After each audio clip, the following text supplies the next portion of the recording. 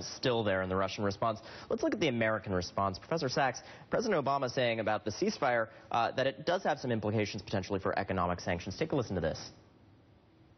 The only reason that we're seeing this ceasefire at this moment is because of both the sanctions that have already been applied and the threat of further sanctions, which are having a real impact on the Russian economy and have isolated Russia in a way that we have not seen in a very long time.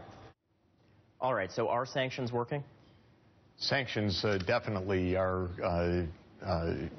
being taken into account on the Russian side, and they would deepen, and I think that there's no doubt that part of the move in the last day has been given the NATO meeting.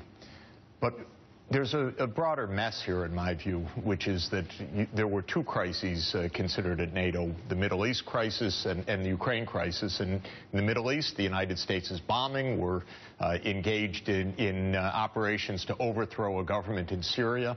And so the messages that are being sent by both these powers are, this is a power game. The United States and its allies are going to do what they want to do militarily in the Middle East. Russia's going to do militarily in Ukraine. Each side stands for principle. Neither side is really respecting international law, especially, and each side is claiming the mantle of international law.